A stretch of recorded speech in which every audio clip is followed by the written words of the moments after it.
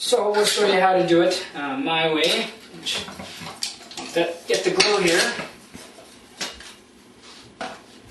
And, now if you notice this piece here, this is the one that we did, this was that trap door we had to tile.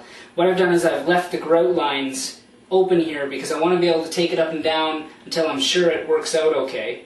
And then once we're happy with it, then we'll grout it. When we grout the baseboard, we'll do that as well. So if you're wondering why that looks so weird, that's the reason. So stick it into your caulking gun here. Make sure you pull. I guess I'll show you. Usually when you buy a caulking gun, it comes like that. So all you do is you press the button back here and then pull back on the lever. Now there are different grades of caulking gun.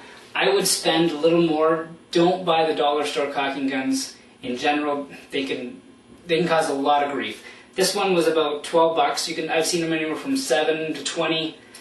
So you don't have to spend a lot, but it's well worth it. You want to make sure it has this lever here. It's the professional version as opposed to the other one, which just causes a lot of problems. So I highly recommend getting one of these. So what you do is you stick your glue in, drop it down. So you want to make sure you slide the bottom in first.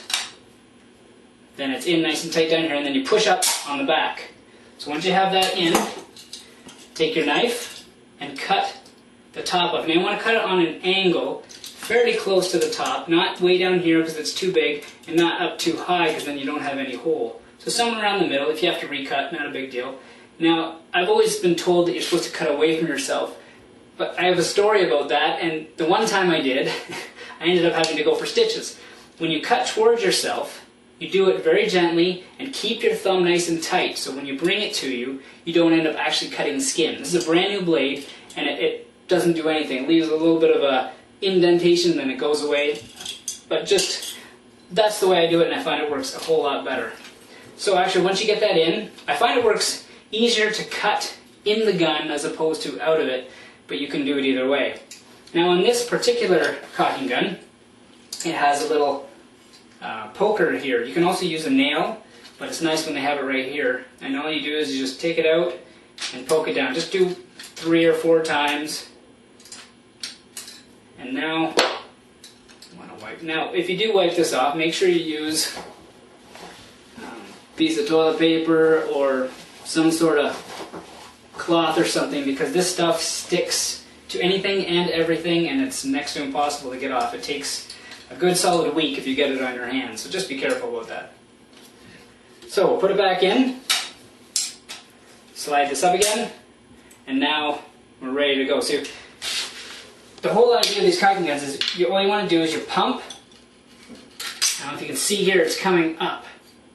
So as you pump, the glue comes up. It just shoves it up basically. And this button here is called the release. And as soon as you've gone far enough, you just push this button, and then that stops flowing up. Now unfortunately with some glues, this one included, it still continues to flow a little bit at a time, so you do have to watch that you don't just set it down somewhere, especially not on your grout, because it will stain it.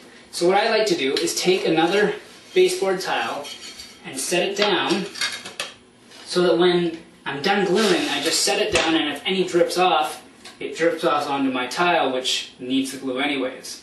So just a quick tip on that one, don't leave this where it can drip where you don't want it to.